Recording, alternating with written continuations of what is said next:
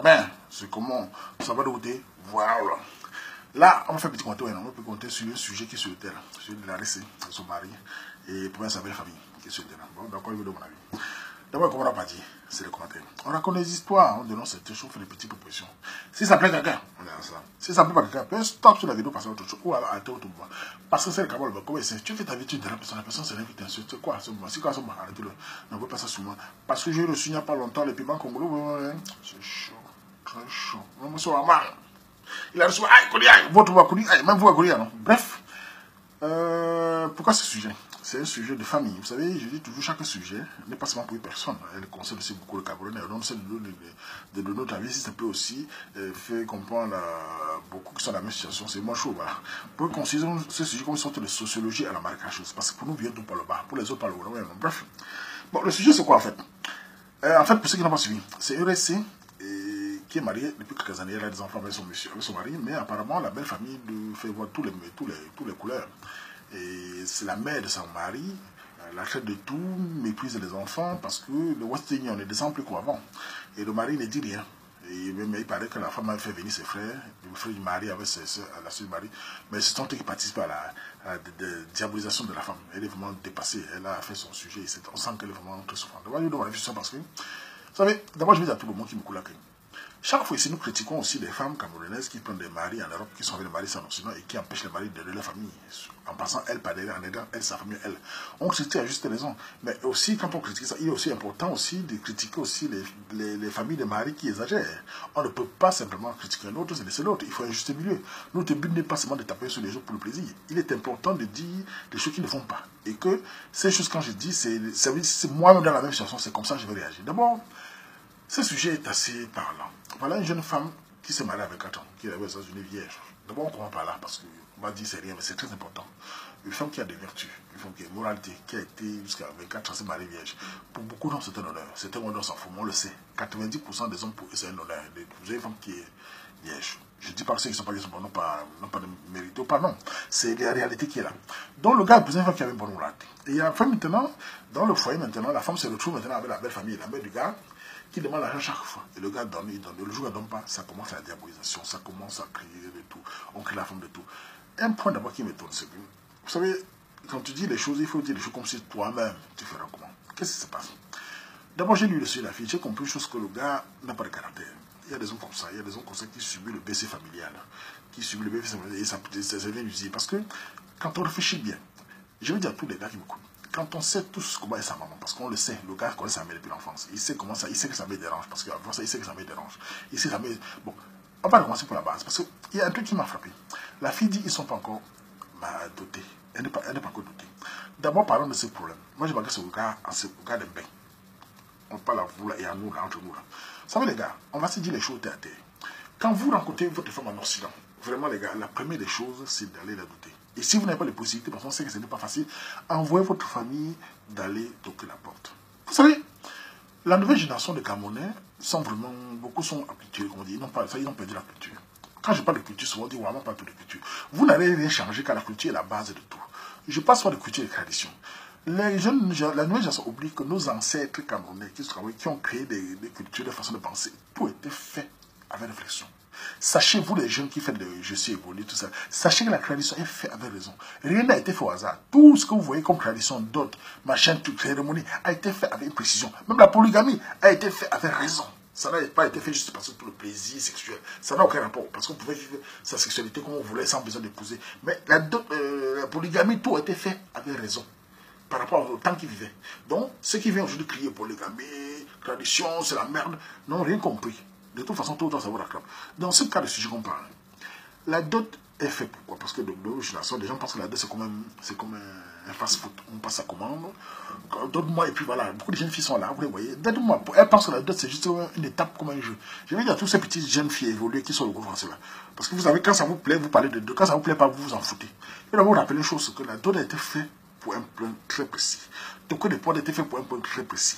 Donc, ce garçon, ce jeune homme, ce monsieur qui est le mari de la fille, là, la première des choses d'abord, c'est que quand tu as rencontré ta femme, tout ça, le mari aux États-Unis, c'est bien pour régler pour mettre en ordre avec les papiers, tout ça. Mais la dot est d'abord très importante. Si tu avais envoyé ta famille, ta mère et tes parents chez la famille de la fille. Ça aurait eu un impact autre. Vous oubliez tout ça, parce que le but d'envoyer les familles chez la famille de la fille, c'est quoi? C'est que les familles se rencontrent dans les yeux, qui se regardent dans les yeux, qui se jugent, qui s'apprennent à se connaître, qui voient les points communs entre eux. C'est ça le but de la rencontre des familles. Quand les familles se rencontrent, les deux familles ensemble comprennent qu'il y a l'enjeu n'est plus la même. Parce qu'il y a un point que vous oubliez toujours. Certaines mamans au Cameroun ne considèrent pas les filles comme les femmes légitimes de leurs fils. Certaines mamans, surtout mamans un peu jalouses, là. Certaines mamans n'apprécient pas une fille qui n'a jamais vu de face. Donc, c'est une maman qui dérange. Pour elle, au Cameroun, la femme n'est pas une femme qu'elle a choisie. Elle n'a pas son. Donc, elle ne la considère pas parce qu'il n'y a pas d'abord, il n'y a pas eu d'autre, il n'y a rien eu. Donc, pour elle, tu fais ta part en bain. Pour elle, en fait, c'était même vous qui allez chercher une femme au Cameroun pour les fils. Donc, quand vous ne dotez pas vos femmes en Occident, là, vous êtes en train de manquer de respect à cette femme qui est avec elle là. Je demande aux gars, quand vous avez les femmes ici, il faut les doter. Parce que quand vous ne les dotez pas, vous êtes en train de les mettre dans les problèmes. Parce que vous faites en sorte qu'elle n'est pas connue par la famille. On ne la connaît pas. Et un peu la famille au Cameroun, qu'est-ce qui se passe? Comme avant, ils recevaient un peu d'argent. Ils oublient qu'il y a les réalités. On a des factures, on a une famille, ce n'est pas évident. Le jour que tu n'en as pas, on tombe sur qui? On tombe sur la femme. Je reçois tout le temps les commentaires, souvent derrière toujours. Oh, ma belle famille. La belle famille tombe sur la femme. La femme est devenue le moins cher de certaines gens. Et ce qui est mauvais, c'est que le gars ne dit rien. Car un homme doit défendre sa femme, devant sa belle famille, devant sa famille à lui. Parce qu'il faut dire la vérité. Nous tous, on est nos familles. Nous tous, on adore. Moi, j'aime ma mère, j'aime mes frères, j'aime tout. Mais il y a des limites à ne pas faire. La mère de mes enfants est prioritaire à certaines choses. D'abord, je vais d'abord commencer par la priorité parce qu'on joue avec ça. Il faut que des gars camerounais qui sont en mettre dans les têtes. Quand vous faites des enfants, là, l'enfant qui naît, à partir du moment où votre enfant naît sur terre, sachez dans votre tête que l'enfant, de facto, passe au devant de votre mère. En termes de priorité. Vous devez le savoir, parce que votre mère a fait son temps. Votre mère. Mais votre enfant, maintenant, dès qu'elle naît, il passe en termes de priorité. C'est pour ça même que quand tu veux faire des demandes de regroupement familial, même au Cameroun étant en Occident, dans les demandes des gens prioritaires, il y a d'abord ta propre femme. C'est-à-dire que quand tu travailles, que tu paies les impôts, tu fais vite ta femme au Cameroun, elle vient vite. Ta mère passe en second. Et tes frères ne configurent même pas. Dis pas le temps de regroupement familial. C'est la même chose dans la vie. Quand tu fais un enfant, l'enfant passe de facto devant ta mère. En termes de priorité, ça ne veut pas dire que tu n'aimes pas ta mère. Ça veut dire que tu vas faire ton enfant, tu vas t'en occuper. Jusqu'à sa mort. Il est né. Et comme l'enfant passe à ta priorité, ça ne veut pas dire que la femme va passer devant ta mère. Ça veut dire simplement que la mère est la mère de l'enfant. Donc tu ne peux pas laisser, on écrase l'enfant à ce niveau. Tu dois protéger la mère. Surtout quand vous tombez sur une femme diamant. Parce que nous, on critique les femmes qui manquent l'espoir aux belles familles ici, qui exagèrent, qui écartent les hommes sur les familles, tout ça. Mais quand on a une femme qui est bien haute, la femme là, quand une femme comme ça se lit dans le message. Je n'ai même pas besoin de savoir si elle ment ou pas. Et en plus, elle dit que tu lis. Ça se voit que ce n'est pas une femme qui raconte n'importe quoi. Elle souffre, elle est là malheureuse, on la crée et tout. Elle t'a aidé avec toi, vous avez fait venir ton frère à toi. On voit bien les filles, c'est fait venir les familles. Elle t'aide à faire venir son frère, ton frère. Tes frères et ta soeur lui manquent de respect, tu regardes en tant que tu dirais. Ce n'est pas bien. Et je me pose la question, est-ce que tu aimes vraiment ta femme? Est-ce que tu es la mère de tes enfants? Quand tu vois ta femme souffrir, tes enfants, ils sont même bien. Imaginons demain que cette fille-là, cette pauvre fille-là, t'aimait pas comme ça, on ne sait jamais, parce que le moral, comment tu vas dire? Tu vas regarder ta propre mère comment dans les yeux. Oui, ça t'a même dit les choses sur ton enfant, qui est son petit-fils. Tu laisses. Vous savez, je vais vous dire, les gars. Moi, je vous parle, j'aime ma mère mal. Mais vous savez pourquoi on aime les mères? Il faut que les gars comprennent ça. Ces petits gars ces gars qui sont écoutés bien. Pourquoi aimons-nous nos mères? Il faut d'abord qu'on se comprenne. On n'aime pas nos mères simplement parce qu'elles nous ont accouchés. Il faut qu'on en laisse à votre tête. Nous aimons nos mères d'abord par rapport à sa moralité, ses vertus et la façon qu'elle se comporte dans la société. Ou comment on voit elle se comporter. C'est pour ça que nous aimons totalement nos mères. Quand vous voyez un homme vous dit, les femmes font ça, ma mère n'est pas comme ça. Ma mère ne fait pas ça. Parce qu'il veut dire, ma mère se respecte. Ma mère n'est pas un man qui va dans les bars. C'est ça, comme ça, on respecte la mère. Respecter la mère, c'est un tout. Parce que vous pouvez, même vous faire naissance, elle ne vous élève pas. Vous n'allez pas la respecter parce que vous avez fait naissance. Vous respectez, mais par rapport à sa façon de se comporter, par rapport à sa façon de elle est une maman, un matriarche. Donc, si ta propre mère, par rapport à ce qu'on la donne, commence à se comporter en disant que tes enfants ne sont pas des enfants. Comment arrives-tu encore? Je ne dis pas qu'il faut la détester, en les tant, parce que ma propre mère, j'aurais du mal. Ce n'est plus la mère que j'aime tant. Elle insulte mon sang, mon fils, qui est son petit-fils. Elle crache sur ma femme, tout simplement pour l'argent. Le cœur va baisser. Hein. Moi, je vais un jour dire à ma mère, mais tu dépasses les limites. Et si tu dépasses les limites, on va gâter tout. Sans vraiment, parce que elle a dit un mot là qui m'a fondé, parce que beaucoup de mères utilisent ça. Elle a dit, je vais le maudire. Moi, je parle de maudire pour les gars qui comprennent. Sachez que dans la tradition camerounaise, dans toutes les traditions, maudire quelqu'un, il faut avoir des raisons. C'est comme le tonnerre. On n'envoie pas le tonnerre simplement passer les gens. On envoie le tonnerre avec des raisons. Chez les Américains, c'est comme ça, on le sait. Tu envoies le tonnerre sans raison, ça ne parle pas. Et même ça va devenir avec toi parce qu'il faut des raisons valables. Il faut des raisons concrètes. On envoie pour tenir pour le beau jeu, par exemple. On ne maudit pas un enfant, c'est pas parce qu'on dit. Pour maudire un enfant, il faut avoir des raisons. L'enfant doit te manquer de respect toi-même, te taper dessus, te cracher dessus. Il faut des raisons valables et plusieurs raisons. Dans le cas, tu es ta mère, tu l'aimes bien, tu la donnes tout, mais elle ne respecte rien. Ce n'est pas parce que ta mère va dire n'importe quoi. Et attention, si tu ne réagis pas, cette maman ne se rend pas compte qu'elle va loin. À toi de lui mettre le rôle là. Et en plus, tu as fait venir tes frères et tes soeurs. Pourquoi tes frères et tes soeurs ne s'occupent pas d'elle? Nous, on a fait venir nos petits frères, nos petits soeurs. Mais nos petits frères aussi vont essayer de nous remettre. Parce que nous aussi, on va aussi revenir notre vie. On a aussi notre vie à construire. On ne peut pas passer sa vie comme ça. Tes frères que tu as fait venir doivent aider la mater, sont deux. Pourquoi est-ce qu'ils vont te dire? Et toi, tu ne dis rien. Et après, tu fais le moment. Ta force est où alors? Où est ta force? Aimes-tu cette fille qui t'a donné sa virginité, son cœur, son amour? Aimes-tu cette fille? La laisser souffrir à ce point. Aimes-tu cette fille? La mère des enfants, cuisiner à la maison des enfants, avoir le cœur, elle n'est pas rassurée par l'homme qu'elle aime. Et en plus, c'est pas la fille qui peut même te quitter. Comme ça. Elle me la main, elle voulait avoir un foyer posé où on la respecte. Toi, tu dois mettre ta main au pas, sans hésiter. Tu dois la mettre qu'à partir d'aujourd'hui, maintenant, c'est fini. Tu as besoin d'argent, appelle tes autres fils. Moi, j'ai ma vie à coucher des enfants. Je ne suis plus là. Quand j'aurai de l'argent, je peux te faire un coup de main, mais je ne suis plus là. Maintenant, tu laisses ma famille tranquille. Et si tu ne veux pas te respecter, mais on va plus se respecter. Crois-moi, tu vas lui dire ça, elle va se fâcher 1 mois, 2 mois, elle va revenir dans le pas. Pour le moment, elle me fils, elle t'aime bien. Elle sait que si tu te fâches à un niveau, elle comprend qu'elle a dépassé les limites. Nous, on a nos mères. Moi-même, j'ai eu des mères, on a eu le petit bois, ma mère un jour, petite comme ça. Elle a senti qu'elle allait, elle m'a dit, mon fils, j'ai compris. Pardon, ne te fâche pas. Quand elle a maté sans que son fils, elle sent que elle a exagéré. Parce que le matin, son bête, elle sait quand elle exagère. En France, elle sait qu'elle exagère, mais si elle se rend compte que ça ne va pas. Et en plus, je t'ai dit, il est important que tu arranges tout ça avec ta mère. Tu mets la bonne, tu dis à la mère d'aller doter la fille là. Elle va le faire. Que moi, elle t'aime bien, elle va le faire. Tu dois faire pour que d'autres la fille là. Tu dois descendre, tu descends quand on descend, prends les, si elle ne veut pas le faire, tu descends, prends cet membre de la famille, ta maté, qu'on la convainc pour aller doter ces filles là. D'autres ces filles là, mets-les dans les règles, parce que vous avez signé vos papiers de bain là, vos papiers de mairie, vous parlez, la mairie n'a aucune importance à part sur le plan de fiscalité. Ça n'a aucune importance sur notre culture.